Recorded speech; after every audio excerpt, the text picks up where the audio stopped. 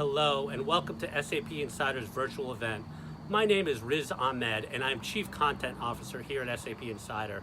I'm really thrilled to be bringing you the following session. Please enjoy it. Hello, everybody. My name is Tim Alsop from CyberSafe. I'm the Technical Director.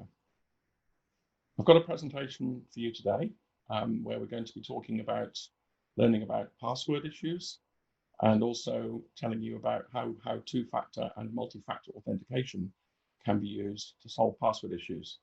We're going to also look at how you can use single sign-on as well as two-factor authentication and why that might be useful and important. That's really the main topic of this presentation. I'm going to be giving a demonstration of the CyberSafe Trust Broker products, which are our products that actually help you address these issues. And the demo will actually be quite a large part of the presentation, maybe about 15 minutes. So let's get started. These are the main topics of the presentation. I'm not going to go through them here. I've already mentioned a few things. Coexistence with other single sign-on products is important. That's at the end. What we're going to do there is talk about how our product can actually be used alongside other single sign-on products. Many companies that we talk to haven't chosen a single sign-on product yet, so they can use our products, but sometimes they've already chosen something and they don't want to get rid of it, but they can still benefit from our product, and that's what I'm going to be explaining at the end. So without further ado, let's get started. First of all, I'm just going to say a little bit about our company, just so that you know who we are. So the company is called CyberSafe.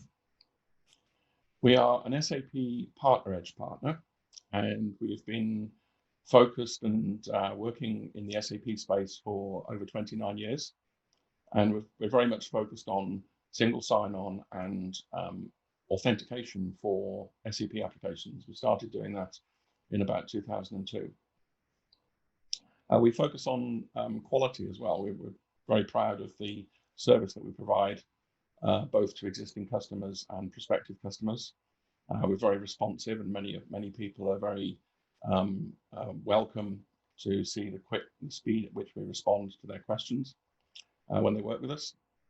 And we work with customers of all shapes and sizes all over the globe, solving security, compliance, and helping with user productivity issues. We don't really care how big the customer is. We've got customers who've only got 5 users. We've got customers who've got over 100,000 users. They all have the same needs. People have security issues. People need to improve compliance, use strong authentication, single sign-on. These are the kind of issues that we're helping with. We don't really mind how big they are. And lastly, we're very easy to do business with. We don't have any hidden costs. So when you work with us, you will recognize us as a software vendor. So we're providing software licenses and support, and we're not really selling anything else. We don't need to sell any professional services, for example. Any technical work that needs to be done to help you out, that's all included in the service that we offer. So you're basically just buying licenses from us, but still getting all the help you need. So that's all I'm going to say about the company. What we're now going to do is get into the detailed stuff and start looking at passwords. So I think everybody knows what a password is. Here's some examples of some common passwords that I got from a website. Hopefully you don't recognize many of these passwords because you're using much better passwords than these. If you do, then maybe you should change your password. But anyway, we all know what passwords are, but passwords are not necessarily good anymore. People are used to using passwords when they authenticate, but having a password on its own is actually, as it says in the quote on the left-hand side of the slide, they're the first line of defense. If not handled correctly, passwords are the weakest link in the enterprise. Many organizations and people and companies have actually sort of realized this, and we still, even today, lots of companies are still using just a password to log in. It doesn't surprise me that there are so many data breaches and security issues that are happening within companies. Some people think it isn't going to happen to them, but it does. But passwords are things that we have to use in our daily life as well as our work to log into various applications. Okay, so other people that are talking about passwords, this is actually a well-used report from a company called Verizon. It's called the Data Breach Investigation Report, or DBIR for short. And this is a quote from their latest report. It makes good reading, actually. So if you're interested in understanding, what causes data breaches, you'll find that over 80% of breaches involve some sort of password related action. So a brute force, or somebody guessing a password, or stealing a password. And this is why people are nowadays, trying to use strong authentication and use something that's better than a password. And that's where we introduce the subject of two-factor authentication, which is how we solve these password issues. So two-factor authentication, as it's sometimes referred, but also multi-factor. I just want to make sure that we're all on the same page. So I'm going to describe what I mean by multi-factor authentication. Really, it's about confirming a user's identity only after they successfully present two or more pieces of evidence, i.e. factors. When there's only two factors involved, then it's two-factor authentication. When there's more than two, then it's referred to as multi-factor authentication. But many people kind of use the two words synonymously. So if you hear the word 2FA, sometimes it means MFA and vice versa. That's why I've mentioned them both. So what are these factors? First one, knowledge. That's like a password, something that the user and only the user knows. Well, hopefully only the user, because we know that people do write passwords down on pieces of paper and in documents, but the idea of a password is that it's supposed to be only known by the user and not by anybody else. So that's the first factor, which is referred to as knowledge. Possession is something that the user has, such as a token device or even a mobile phone. Nowadays, people are starting to use mobile phones as the second factor because smartphones are getting better. If you look back 10 years ago, mobile phones weren't as capable as they are now. Newer ones have fingerprint readers on them, and if you're using phones from certain vendors, then they might have facial recognition or retina scan features. So phones are becoming more useful to help with this strong authentication requirement. So last factor is physical characteristics, something that confirms who the user is, such as a fingerprint. So it's checking that the physical characteristics of the person are correct. So what we're talking about here is combining these factors. So when I authenticate, if I'm being required to have a possession, i.e. a mobile phone or a token, and also enter a password, then that's effectively two-factor authentication. If I'm being required to enter a password and also have a mobile phone and also use my fingerprint, then that's three factors, which is referred to as multi-factor. But clearly you can understand, hopefully, that if I'm just using passwords and somebody guesses or steals my password, then they can log in as me. If I'm using more than one factor, like a password and something else, then that's going to be very, very much harder. And this is why people are starting to use multi-factor authentication to reduce the risk of a data breach. Okay, so on the subject of it never happens to me, I thought I'd use this as a real example. April last year, I received an email. This is the exact copy of the email. When I received it, I thought this would be a useful example in PowerPoint slides, so I took a capture of it. The email is supposed to look like an email from Office 365 voicemail. So it's supposed to be telling me that I've received a voicemail, and if I wasn't more security aware, then I might have clicked on the link and been caught out. And many people do get caught out by these kind of attacks. They're generally referred to as phishing attacks, spelled with a PH, not an F.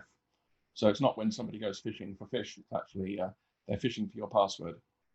So they expect me to click on the link, and if I click on the link, then I get this screen, and this screen is effectively supposed to look like an Office 365 login page.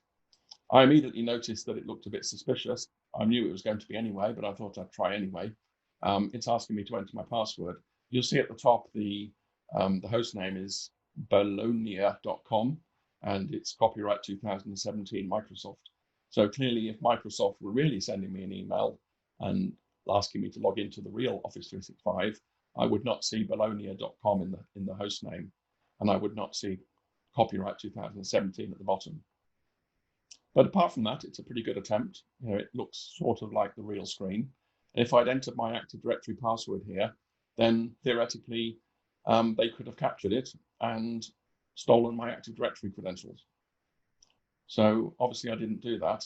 This is what our actual Office 365 login screen looks like. So on the CyberSafe Office 365 tenant, this is what I normally see. And I'm being expected here to enter my username. And you can see immediately that the CyberSafe logo is on there. We've customized this screen. I guess that makes it more recognizable by our users because the CyberSafe logo is on there, whereas the fake one didn't have our company logo on it. So I first of all enter my username, and then I get another screen asking me for my password. Now we have actually set up our environment using Azure Active Directory so that Azure Multi-Factor Authentication is used. So what happens when I enter my password is I get this screen and it's asking me to pick up my phone and approve a login request. So as well as entering my password, I'm being expected to pick up my phone, which is the second factor, and approve the logon. So if an attacker tries to go through this method and they enter my password because they've stolen it, and I've actually got my phone in my pocket, I'll pick my phone up and it will have a message on it saying I need to approve the logon, and I will question that immediately because it's not actually me logging on. So I will basically deny the logon and the attacker won't be able to log in. So this is a real example of how passwords can be stolen. So again, it's not something that you need to say, this isn't going to happen to me. It will at some point, I'm sure. When we actually meet people face to face, quite often we ask and we do a poll. Sometimes, in fact, I did a webinar a few months ago, and I asked the people on the webinar if any of them had ever actually experienced a phishing attack, and 60% of the people on the webinar said yes. So this is not a small problem. This is actually a big problem. People are actually having passwords stolen, and so it doesn't surprise me that there are people having data breaches as per the data breach report that I mentioned earlier. So that's set the scene, if you like, so you know what the problem is. The problem is with passwords, and so we need to use something stronger than a password to authenticate. I'm going to look at that now just to put things in context, to talk about cost savings and also productivity of the user, because as you'll see, productivity is quite important when you're putting in multi-factor authentication. So with this graph, we're showing security on the sort of up and down axes, and left to right, we're showing inconvenience or low productivity on the left and convenience on the right. So if we start off with single sign-on, so bottom left, we've got no single sign-on. So some of you watching this presentation might be in that position where you don't have single sign-on for your SAP application. So your costs are relatively high, productivity is relatively low for your users because they're having to keep entering passwords, and that takes time, and they're also going to lose productivity and have a lot of inconvenience if they forget their passwords. So that's the reason why it's down in the bottom left-hand corner. So the costs are relatively high. What happens if you implement single sign-on is you end up moving into the top right because your security is dramatically improved, and also the productivity is increased because the users don't have to keep entering passwords and they don't have multiple passwords to remember anymore. If they don't have multiple passwords, then they're less likely to forget them. So it's all very important to understand this. Now, that single sign-on, a lot of people understand this already. What we're now going to do is layer multi-factor authentication onto this. And this is typically what happens. The security goes up, so we're going up the scale, but we're going backwards because productivity is now worse than it was with single sign-on. The reason for that is that when multi-factor authentication is often implemented, then you end up with multi-factor authentication being required too many times. It might be that the user is expected to use multi-factor even when they don't need to, or it might be that the multi-factor authentication that you're using is actually complicated for the user. They might, for example, be expected to pick up their mobile phone, run an application, and on the application it might generate a 6 or 8 digit code. They've then got to go to their computer that they're logging into and enter that 6 or 8 digit code. So All of these things take time and get very frustrating for the user, especially if the user is having to log in many times throughout the course of a period of time. So, we had a situation last year with one of our customers where they were telling us that some of their users, because of the way that they use SAP, they have to log in maybe 10 or 15 times within a half an hour period. They log in, do something, log out again. And that's good from a security point of view because they're not leaving their session logged in. But when you start to introduce multi-factor authentication, it can actually cause a lot of inconvenience and reduce productivity. So this is kind of setting the scene, if you like. What actually needs to happen is this. And this is what we're going to show you. We're going to show you how you can increase the productivity of the user and enhance the security to get you close to where you were with single sign-on. Obviously, it's not going to be exactly the same because there's going to be something for the user to do. But the point is, the MFA or 2FA should only be done when it's required and not always. So the idea is that you want to get to this blue dot. The blue dot is where you can have single sign-on when single sign-on is appropriate, but MFA when MFA is required. And that means that the end users don't feel as though they're being inconvenienced because they understand that when they are required to use MFA, that their MFA is actually being used because it's needed, not because of, just because it happens every time they log in. So what we're doing here is going to be, what I'm going to be doing throughout the rest of the session is explaining and also demonstrating how we can achieve this blue dot, how we can get you there using our Trust Broker products. So introducing the Trust Broker products. This is a couple of slides now where we're going to explain how the products work and how we can actually use these products to help you reach that blue dot in the top right-hand corner of that slide. I might refer to that later on. So if I mention the blue dot, hopefully you'll remember what we're talking about. So this is the Trust Broker products. The architecture we describe as multi-level authentication because we're doing authentication at different levels, and that will become clear as this slide progresses. So level 1 is initial authentication. Now, the Trust Broker product allows you to do initial authentication using a Kerberos ticket granting ticket. So if you're logged on to a domain joined workstation, whether it be Windows, Linux, or Mac, we can do initial authentication and we can log the user in to the applications. So this is an example of level 1. An X509 certificate can be used, although we don't see many companies using those, but can be used if needed. You can even just enter an Active Directory password. If you don't want to allow the user to log into their workstation and then log into SAP without seeing any sign-on screen, you can actually prompt them for their AD credentials. So effectively, they get some of the benefits of single sign-on because they are only having one set of credentials to remember, one password, but they're having to enter it every time they log in. So you can have a password prompt. If you want to, you can use a SAP password, much like you would if you didn't have single sign-on. But the problem with SAP passwords is that each SAP system has its own password store, so the user then has lots of passwords to remember. So that form of level 1 authentication is really not going to reduce any costs and help with any productivity issues. Really what we're trying to say here is that level 1 authentication is any form of authentication to the application server. So it's the first thing that happens. The user logs into the application server, and that is what level 1 is. Now we introduce level 2, which is a feature in the Trust Broker product, where on the application server, so this is all happening on the server side, on the SAP application server, we are basically taking a decision on whether additional authentication is required. And that decision is based on a policy. The policy is constructed out of a set of rules, and those rules are processed in order.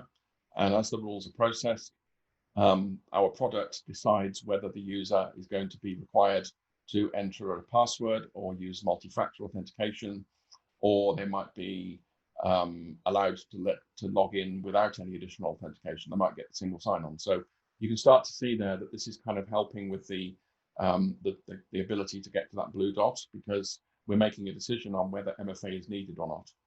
Now that can be done based on various conditions, like we can check the SAP roles of the user. And that's what a lot of our existing customers actually enjoy the most. The ability to check the role of the user is actually very powerful, because you can check if the user has an administrative role. So if they're an admin on the system, then they might be required to use MFA if they're logging onto that system. If they're logging onto a different system and they're not an admin on that system, then they may not be required to use MFA. You don't have to use an MFA product. As you can see there on the right at the bottom, we're showing that you can ask it, our product can ask the user for their Active Directory password again, based on the policy conditions. Or we can use an MFA product like RSA Secure ID, Duo.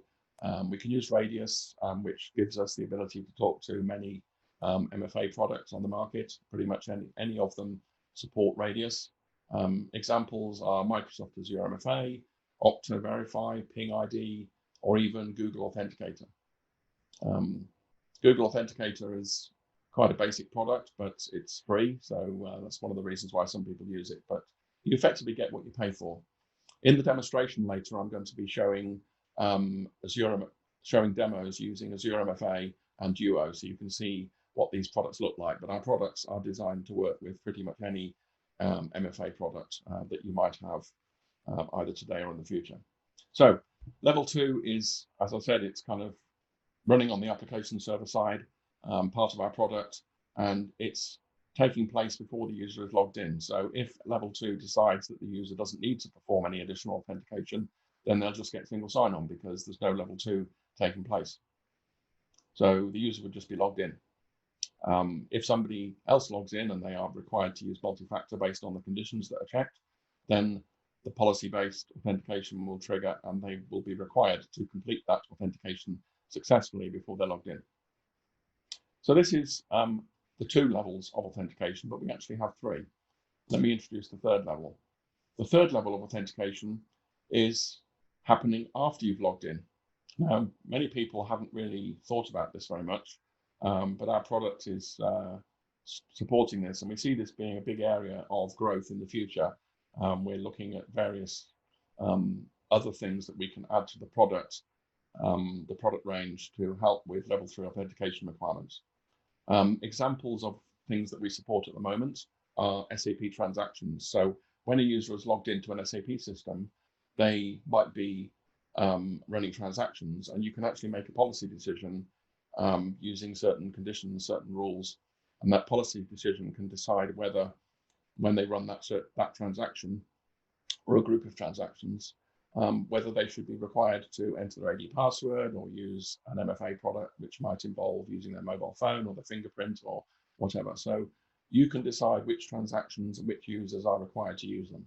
And again, this goes back to the blue dot, the ability to be able to decide on whether MFA is required effectively it's like an action or an endpoint. It's the thing that the user is actually performing when they log on or after they've logged on.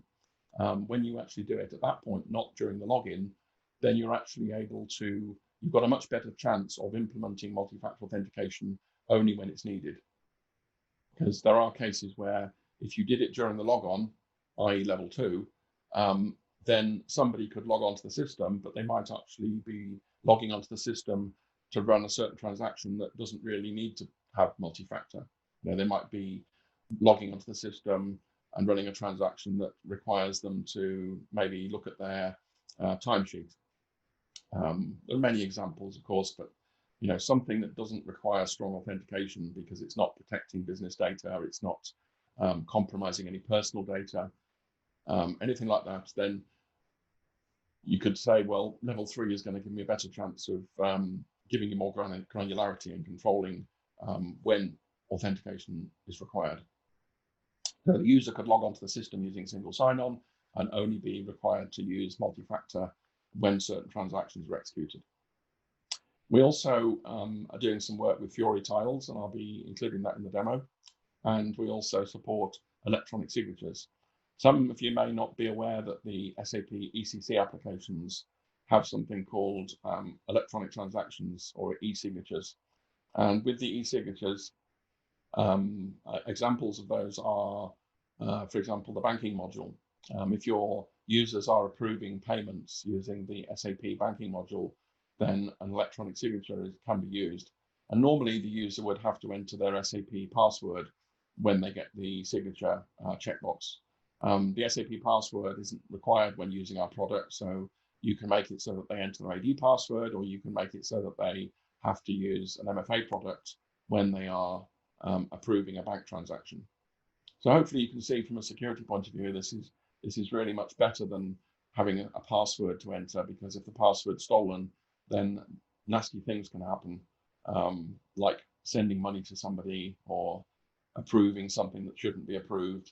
There's lots of things that could potentially happen, and those things could be very costly to your business.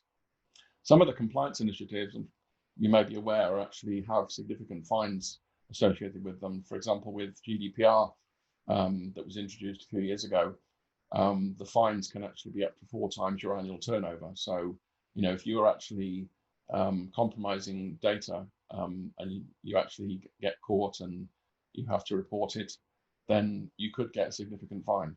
So it's important for you to protect your business and protect your data.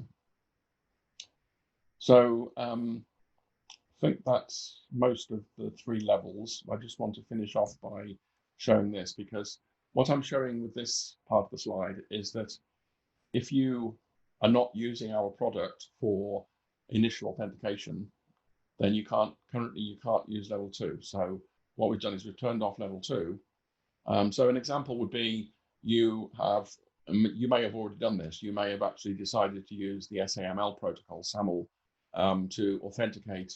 Let's say you're using it for Fiori. So you're logging into Fiori using SAML. I've put SAP passwords there as well, because that's also possible. But let's say you're using Fiori and you're logging in using SAML. You're going to be logged in, and our Trust Broker level 3 authentication can still be used, because this is the bit that happens after you've logged in. So this part of our product doesn't really care how you logged in. We just care that the user is logged in. We know who they are. We can then, because we know who they are, we can check their roles, we can check their network address, we can check other things about the user and about the nature of their login, in order to decide whether multi-factor authentication should be used. And in the case of Fiori, then that could be done on a Fiori tile basis. So you could have certain Fiori tiles that actually require multi-factor authentication when certain users are running them from certain parts of your network. So hopefully that makes sense. This is, again, it's just explaining the architecture of our product, and hopefully you can start to see how we're able to help with some of the requirements of using multi-factor authentication, and helping get to that blue dot in the corner where MFA should only be used when it's required. Just want to show this just for confirmation, really. This is showing that because the policy decision in the Trust Broker product is actually being made on the SAP system itself, not on an additional server. This is actually very important, because it means that each system that you're logging onto can have a different policy.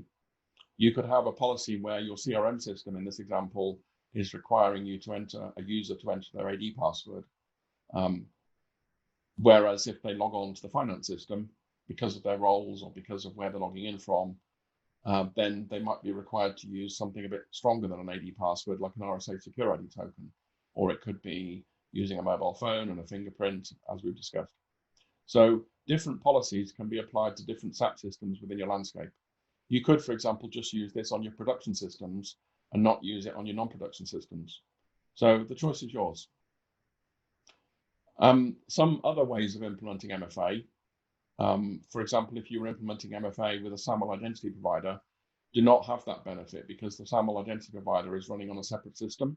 So the separate system, i.e. the IDP, cannot know necessarily which SAP system you're logging onto and what roles you've got on that SAP system.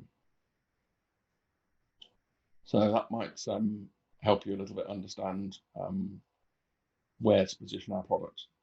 Okay, now we're going to start looking at a demonstration. So what I'm going to do is just tell you a little bit about the demo. I'm going to be demonstrating level 1, 2, and 3 for various applications. I'm going to start with SAP GUI, and then I'm going to show level 1, 2, and 3 with SAP Fiori. I'm going to be using Microsoft Azure MFA and Duo as the MFA products. But as I've mentioned, the Trust Broker products support many, many other MFA products. It's not just these. So just bear with me a second.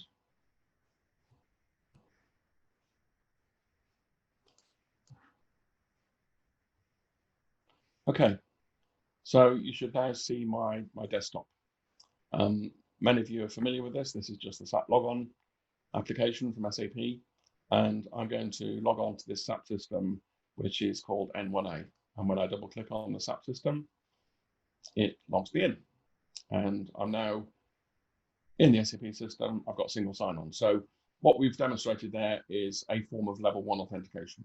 As I mentioned before, level 1 is the login to the application server. It could have been that I was asked to enter my AD credentials. That would have still been level 1. It could have been that, well, as you've seen here, I've got single sign-on. So the single sign-on is a form of level 1. Our product is also encrypting the communications, and you'll see that with a little padlock in the corner. It says secure network communication is enabled. So what's happening there is that everything that I do now within this SAP GUI session is encrypted over the network. So I'm going to log off here, and now we're going to look at level 2 authentication. So I'm going to do that by editing the level 2 policy. If you remember, I said that there was a policy involved which actually is used to determine what method of authentication is used. This policy is completely optional. If you don't have it, then you won't have level 2. I'm going to enable a rule called AZMFA. Okay, AZMFA is defined here. So what this rule is basically doing is checking the SAP role assignment for the user that's logged in. So in other words, the user has already authenticated using level 1, so our product knows who they are. If you remember the diagram we showed, the level 1 happens first, level 2 is happening next, and level 2 is where this policy check is happening. And this policy check is deciding whether the user needs to authenticate again. So it is actually checking the role of the user, and if the user has the role SAP BC user admin, which I'm just using for this demo, and they don't have any existing sessions. In other words, if I've logged in to this SAP system and I have multiple sessions, I have decided that I only want to use the MFA for the first session, not all of them. Because when you are using the start new session or /o, actually behind the scenes, you're actually starting another session and you're authenticating again. So our product is actually able to use that as a policy condition. The next two statements are actually telling it which MFA product to use, and the Microsoft Azure MFA product we have configured via Radius server. There are two available from Microsoft, one called the Azure MFA server, and the other one is actually an NPS extension, which is the preferred solution that Microsoft are recommending for on-premise on-premise applications. You might already be using Azure MFA for your Office 365 environments. You might be using it for, you might be using the MFA product for your VPNs, in which case you'll already have the Radius server set up. If not, it's relatively easy to configure. What we're doing here is in the policy, we're telling our product that we want to use the Radius protocol, and then there is another configuration that tells our product how to talk to the Radius server. So as soon as I enable this policy, actually, before I save this, I just want to mention a few other things. These policies are very simple in that they are only checking the role and the existing sessions. There are other conditions that can be put in here as well. For example, I could check the network address of the user. So you could have a policy rule that says this rule only applies if they're logging in from a certain IP subnet. You could also have a policy rule that is using a time component. So for example, you could put a rule in that says, I only want to do this every hour. What that means is the user logs in, they are required to use MFA, and then if they are required to use MFA within the next 60 minutes, then they won't have to do it because they've already done it. So you're basically saying you only have to do this every hour. And that's useful for people who are logging into a system many times. And we do have quite a few customers who have that scenario. So it's very useful to be able to put the time in there. it again goes back to the productivity issue. If a user is having to log in and out of various systems and it's inconvenient for them, depending on which MFA method you've chosen. If it's inconvenient for them to actually use MFA, you want to minimize the effect on their productivity by making it so that it only happens when it's needed. And if you feel that from a security and risk point of view, it's okay to only require them to do it every hour, then that's fine. And that's only every hour for a particular device, by the way. So if they log on, let's say I logged on from this device and then I went and used another computer and logged onto the same system, I would be required to use MFA because I haven't used MFA on that workstation within that 1 hour period. I'm only giving 1 hour as an example, by the way. So there are various conditions in here that you can add, and over time we might add other conditions if we come across customers' requirements where other conditions need to be checked. But the idea is that you can use the conditions to change when a user is required to use multi-factor. Okay, so I'm going to now log in because the policy has become active straight away. And actually, I've forgotten to do something. Don't know whether you can see on the right-hand side, I'm actually showing my mobile phone. And there's a notification that came up, and you can see that it's asking me for my fingerprint. So if I press my finger on the fingerprint reader, it's going to authenticate me, and I should now get logged in. Now, the reason why that fingerprint prompt came up is because the Microsoft Azure MFA product supports fingerprint authentication. And if your phone doesn't support it, then you simply have to just press a button, like an approve button on the application that pops up, and there's a deny button as well. So effectively, it's two-factor or multi-factor. So I've showed you how I can log in. I'll do that again, actually, just to, because I didn't have my phone shown when I started it. So if I do it again, just to show you what happens on my phone, you'll see the approval message came up. What I'm going to do this time, instead of approving it with my fingerprint, I'm going to press the cancel button, and then I'm going to press deny, and I'm going to report this as fraud. So if I had my phone with me and I'd walked away from my desk and suddenly this popped up, I'd know that it wasn't me and somebody is therefore sitting at my desk or they've stolen my password. So I would basically report that as fraud, and the user trying to log on as me would then get a message saying that your authentication has failed. They won't know why. Hopefully they'll be smart and run away, or maybe they will be detected by some security guard and put in prison. So this is the kind of thing that you can do with these products, being able to capture attackers if that happens, but hopefully it doesn't happen to you. So what I'm going to do now is to just log in once more. This time I'm going to show you what happens when I create another session. So if I press the approve button, use my fingerprint. If you remember when I was explaining the policy, I told you about the create session. So if I go to here and I say new GUI window, then basically that's what's going to happen. So that's effectively another logon. If I went to my SAP GUI session and I went to here, that would also do the same. So if I log on from here, you get this pop up, say continue with the logon, and you log in, and there's no MFA. If you didn't like that and you wanted it to do MFA, require MFA when the user creates multiple sessions from their workstation, then you just remove this line from the policy. You don't have that line, and then the user is required to use MFA more often. But I think you'll find that users will get very annoyed if you did that. So you've got to try and keep it as nice for the users as possible. The user experience is very, very important. And that's really, as I said earlier, that's the main aim of this presentation, really. It's to try and help you understand when you implement MFA that you've got to make it so that the productivity of the users is not affected. Okay, so I'm going to log in, log out, and I'm just going to turn off this rule. Save it. And now I'm going to log in, and obviously this time I will get single sign-on because there's no policy checking for my user, and I've just logged in. What I'm going to do now is to just configure something on my phone, because I'm going to use Duo. Duo actually doesn't allow screen sharing, so I have to turn that on so that it can so that you can see what's happening on my phone. So now that's done, I've logged in and I'm going to show you level 3. We've looked at level 1 and 2. Level 3 is actually happening inside the SAP system using our product. So this is the functionality that happens, if you like, after you've logged into the SAP system. So just very briefly, I'll just run through some of this syntax.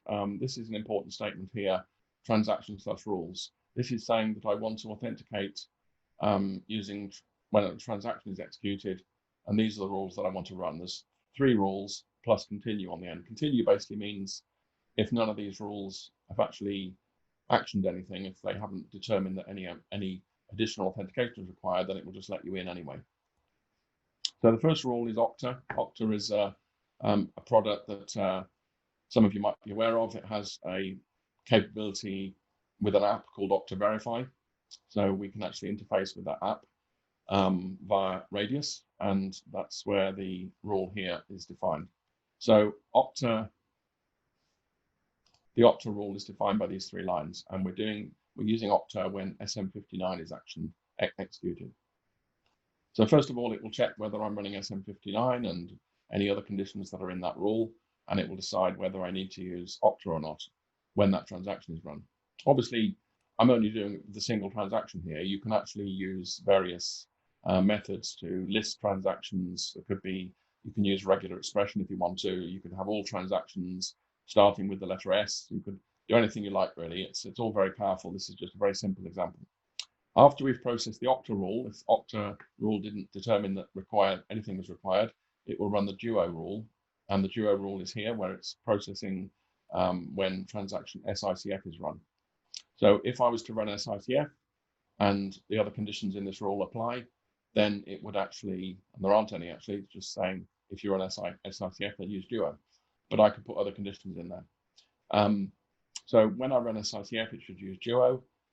And lastly, the AD password rule is here, and that's going to happen when I run STMS. So to demonstrate this, I'm going to switch to a new GUI window, just so that we can refer back to the policy if needed. And I'm first of all going to run the SICF transaction. And if you watch on my mobile phone, now we're going to be using the Duo product, not Azure MFA. And Duo, in case you don't know about the product, it actually used to be a standalone company, and then they were bought by Cisco. So it's actually a Cisco product. You'll see here I've got an approve or deny button. And if my mobile phone supports biometrics, then it prompts me for a fingerprint, and I can then log in. So from an end user point of view, that's very convenient. It's not difficult to do. I don't find it hard. If you remember earlier, I was talking about productivity, and I said if the user has to pick up their phone, run an app, generate a code by pressing a button in the app, and that code is then have to be typed in on the screen as a one-time password, then that's going to be quite time-consuming for the user and frustrating, especially if they have to do it many times. So these are the kind of things that you need to think about when you're implementing MFA. Think about how easy it is for the user, because you don't want users to start complaining, because especially if you've already implemented single sign-on and then you say, no, single sign-on is not good enough, you need to use MFA now for certain users. And if the user's finding it difficult because of the tasks, they're going to get quite angry. And we have heard of cases where people MFA and actually they've kind of called the help desk and tried to get the help desk to make their life easier. So I'm going to come out of there and lastly run STMS, which is the other transaction. This time STMS is not going to use, just ask me for my AD password. Obviously this is not multi-factor authentication, but it is effectively re-authenticating the user, because I would typically be logging onto my computer using AD credentials, and this is just asking me to re-enter my AD password again. So if I enter the wrong password, it just tells me that the authentication failed. If I enter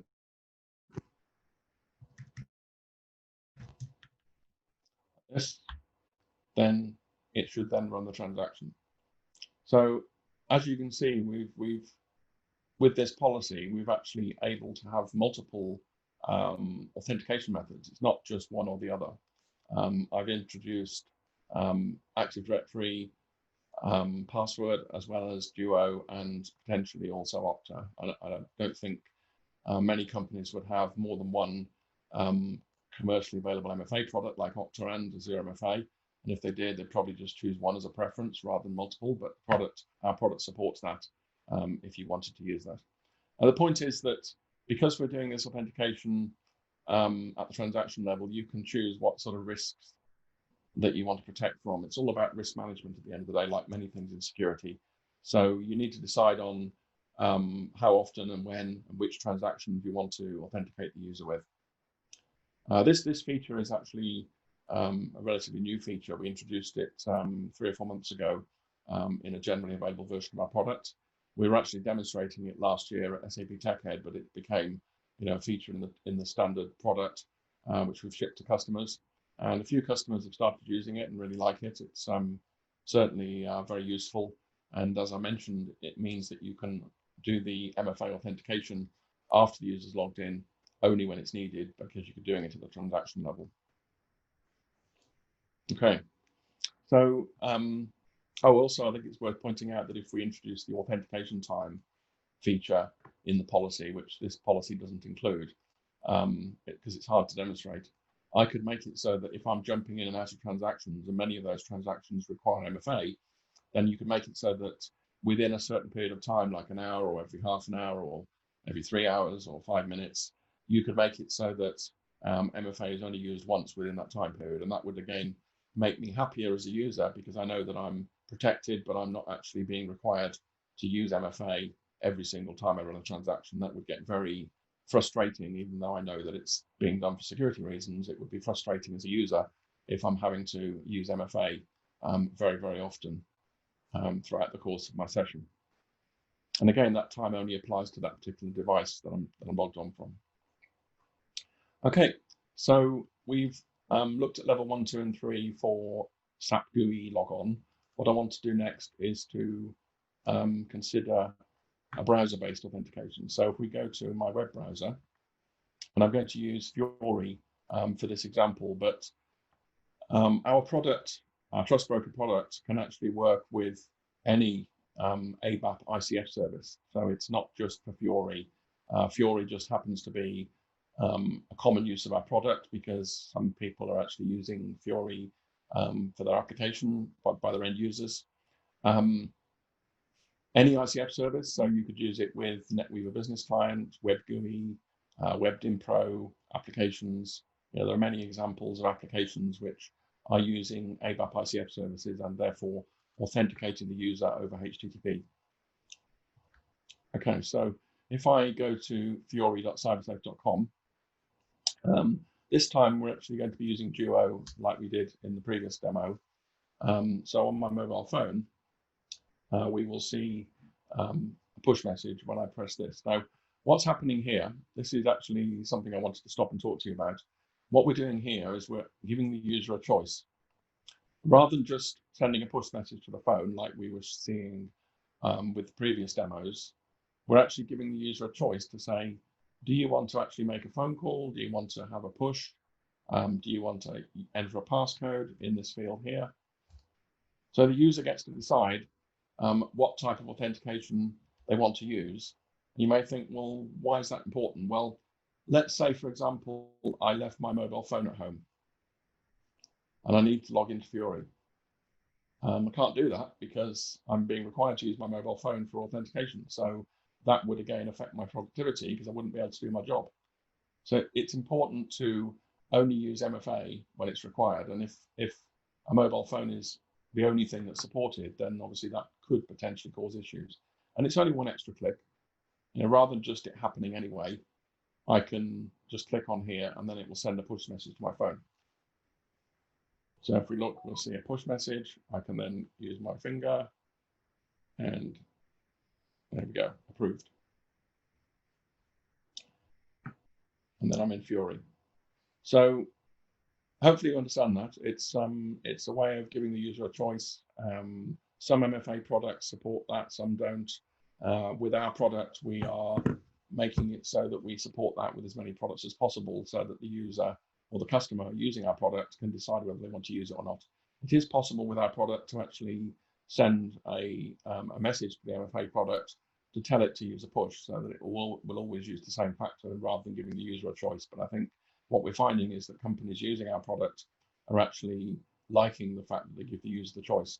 Obviously, the choices the user gets are totally configurable. So in the case of Duo, there is actually a Duo policy, and that Duo policy actually determines what factors the users are able to use. So you have control over the range of factors that they have. What our product is doing is giving the user a choice when they log in, so that they can decide which one they prefer. And again, most of the time they will probably use the same one, and most of the time that will probably be the push where there's an app involved. But if there's a case where they've left their phone at home, they might be required to use a one-time password instead, which in the case of Duo, the Duo product has something called a bypass code. So what would happen then is I would actually need to call the help desk and say to the help desk, I've left my phone at home, can you give me a bypass code, please? And they would give me a code over the phone, which I would type in, and that would be a one-time code that would let me log in to the system. And then it's not valid anymore. It's just a one-time password that they give me over the phone. As I said, some MFA products support that, some don't. But that's one of the reasons why we're implementing this feature. So we've seen level 1 and 2 with Fiori, because I missed out just level 1 on its own because I didn't see any point. But if you just wanted single sign-on, then you could actually log into Fiori and not actually be required to use multi-factor. It could just log you straight in. So we've seen level 1 and 2 happening during the login to Fiori. And what I'm going to show you next is that when I click on a tile, in this case, Fiori Launchpad Designer, then it's going to require me to use MFA. So I'm going to click on the tile for push and use my finger when it comes up. There we go, it's approved. So I've now entered the tile, and the tile has required me to use MFA. So very similar to what we were discussing earlier with the SAP GUI. Oops, somebody's added some debug messages in here.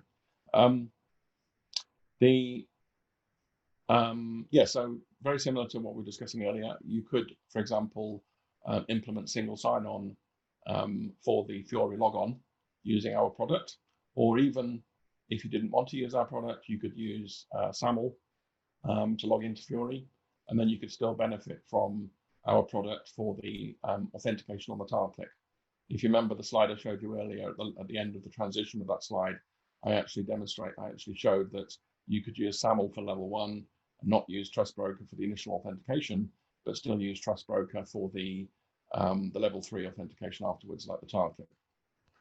And of course, there could be some tiles here that require me to just get straight in. I could, for example, run a game which doesn't actually need any strong authentication because it's just a game. There's nothing that I'm protecting in terms of sensitive data, and I could just play the game and I didn't need to authenticate. Helps if I actually play it properly. Okay, so that's showing level 1, 2, and 3 for Fiori. I just want to finish off by showing you how that works from a mobile phone, because a lot of people are accessing Fiori applications from their phone. So if I just move my phone screen into the middle so that it's a bit clearer. What I'm going to do now is run the Fiori application, the Fiori client application, sorry. And you can see there, same screen as before. It's actually the one that I saw on my browser. So I'm just going to press Duo Push and press the approve. Looks like the screen sharing is timed out, but you've seen the screen before. It's just that Duo doesn't allow you to see it when you're sharing the screen. Okay, so now I've got into my tiles and I can click on tiles. And again, if I clicked on the Fiori Launchpad Designer, I don't know why I'd want to do that from my mobile phone, but there might be certain tiles that have sensitive data behind them, like payroll information or financial information. Then I might want to add MFA on those tiles. Now, one thing to clarify is that although I've showed you the tile click authentication working, There are certain types of tiles that we don't support yet, and we're actually actively working on that in development. So if you're interested in that, contact us and we'll give you the latest status on where we are with that development. Before I go back to the slides, I just want to quickly say that the Trust Broker product is not just working with SAP GUI, because I showed SAP GUI and Fiori mainly in the demo. It can also work with other thick client applications, like even ones that aren't from SAP. So for example, Power BI Desktop is a product from Microsoft, and that product also connects to an ABAP system, so can actually benefit from using our product for single sign-on. WindShuttle, you may have heard of WindShuttle. They have a product called WindShuttle Studio that runs on the workstation, and that can also benefit from using our product. And there are many, many, many others. I'm not going to list all of them, but because of the standard interfaces used, our product can actually be used for single sign-on and multi-factor authentication, level 1 and level 2, for many applications, not just SAP GUI. There are products from SAP that plug into Microsoft Office, like the EPM add-in. So if you're using BPC, or Business Planning and Consolidation, then you might be using the EPM add-in. That product is using HTTP authentication, and our product is able to be used with that. So you could offer multi-factor authentication for EPM users. Analysis for Office is another one that's widely used. That's from SAP. People are also using BEX or Business Explorer, and those are just some examples of some of the applications available. I think I also pointed out earlier, I just want to mention again, that we support Windows workstations, Mac, and also we're seeing some customers actually using Linux desktops. Not very many. I think most people typically choose Windows or Mac, but there are some people using Linux workstations, so we support that as well with SAP GUI and also browser authentication. And lastly, the product can also secure server-to-server communications. It's not just for user authentication. Obviously, in that case, when you're using server-to-server communications, you're not really involving a user, so multi-factor authentication probably isn't necessary. But from a security point of view, it's important to be able to secure those sessions. Right, I'm just going to minimize that and then go back to my presentation. Okay, so this is where we left off. Just going to wrap up with a few things. So let's talk about coexistence. I talked about this briefly when I was running through the agenda. What I'm going to basically explain is different scenarios how our products can be used alongside other products. So as an example, we're referring to the single sign-on product from SAP themselves. Some people might be using this product. The scenarios here, example 1 is showing that you might, for example, be using the SAP single sign-on product or another SNC library, because there are free SNC libraries available, which some customers are still using. You might be using that for your SAP GUI, but you can then use Trust Broker, our Trust Broker product for SAP Fiori single sign-on, or possibly for the level 3 authentication. So the two products can coexist. We've got a few customers that have done that. They've bought our product just for the HTTP authentication and using the SAP single sign-on product for their SAP GUI. Obviously, they can also use our product for SAP GUI as well, but we don't force people to do that. You can just buy the products that you need. So you end up saving money because you're just buying a product that gives you what you want. You're not buying a product that effectively overlaps or replaces another product. Example 2 is kind of the other way around. It's saying that you could use something else like a SAML identity provider for your Fiori logon, but use the Trust Broker product for SAP GUI single sign-on. And obviously, if you're using the Trust Broker product for the SAP GUI, that means you can then benefit from the level 1, 2, and 3 functionality, which you may not be getting with another product that you might be using for SAP GUI. And the last example is where you might be using the SAP single sign-on product for everything within your SAP landscape, but then you can still license the Trust Broker product for the level 3 requirements. So if you're using a product from another vendor, SAP or another company, that you're happy with and you don't see any issues with it, and you like the fact that we have the level 3 authentication, then we can license that separately for customers that have that requirement. It's also worth pointing out, it doesn't happen every time, but there have been occasions when we've actually positioned our products with customers who've got particular requirements, and those companies previously bought another SSO product. And what happens is they start to realize that our product is actually the best product for their needs, so they end up transitioning away from that other product and using our product a lot across their landscape instead of the other product.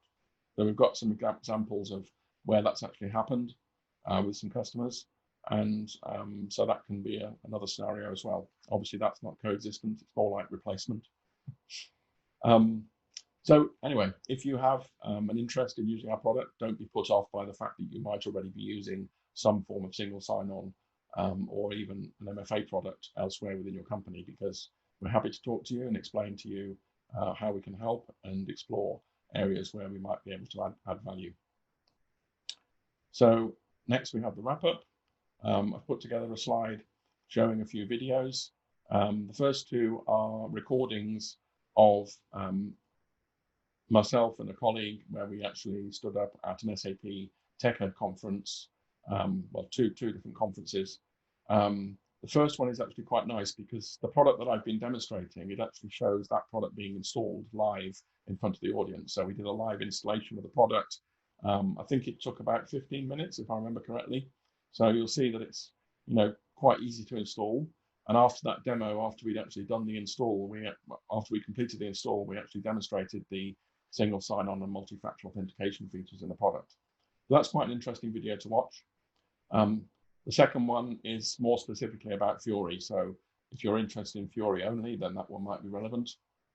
The third video is actually, the third link there is actually how to get hold of the Verizon data breach report. If you remember, I mentioned that earlier on in the presentation. That report is actually quite interesting. You can sort of download it. You have to register when you hit that page, and that's taking you to the cheat sheet, which is like a summary version of it, or you can go to the full report if you want. And for those of you who want to go to our website, there's the link, and hope you find that useful. So let's just summarize before we finish off. Key points to take home. So multi-factor authentication can have a negative effect on the user experience, reducing their productivity. And hopefully you can see that now by understanding that diagram where we showed the blue dot and the green dot. If MFA is being used too often for the user, then clearly, and I've hopefully demonstrated that, clearly the user productivity would be affected. I mean, for my demonstrations, I was using a fingerprint and a phone, and it's very easy for me to just pick up my phone next to me and press my finger on it. I could do it with my eyes closed. Whereas if you were using a one-time password method, then obviously that would be a lot more cumbersome for the user and it would affect their productivity more. So we recommend that you, if you have that concern, you could look at our products and take advantage of the multi-level architecture and use the MFA only when it's needed. You can improve the user experience if you can ask the user which factor they want. And I demonstrated that with Duo. You might want to think about that because it does happen where people actually are required to use a piece of hardware like a token device or a mobile phone, and they leave the phone at home or they lose their token. It's quite surprising, really. People have lots of passwords, and it's obviously human nature to forget things. So, people can forget passwords, but even when they have something physical like a phone or a token device, they can still forget them.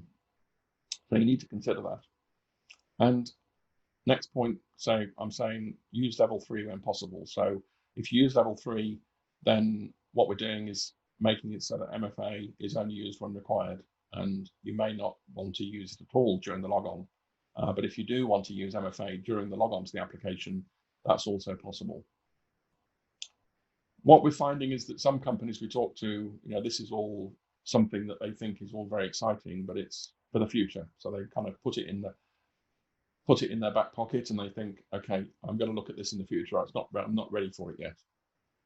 Well, we're quite aware of that. So what we are allowing you to do is implement single sign-on first, and then maybe gradually introduce MFA on a case-by-case basis. So we have some customers who use our product where they are only using MFA for their administrators, for example. So when an administrator logs on, they are using multi-factor authentication, whereas everybody else gets single sign-on. And that can, obviously improve security. It doesn't have to be done for everybody. And lastly, the Trust Broker products have a very quick ROI and are easy to implement, and we're there to help customers implement the product without you having to pay for the implementation. So that's it. Here's my final slide. This is how to get in contact with me if you have any more questions, or if you'd like to arrange an evaluation or just a consultation, please contact us. There's my email address and my Twitter tag. I prefer email, so if you want the quickest way of getting hold of me, use my email. Okay, thank you. And don't forget to fill in your session evaluation form. On behalf of SAP Insider, I want to thank you for attending this session. Don't forget, there are many other sessions like this as well as other resources on SAP Insider online. Thank you.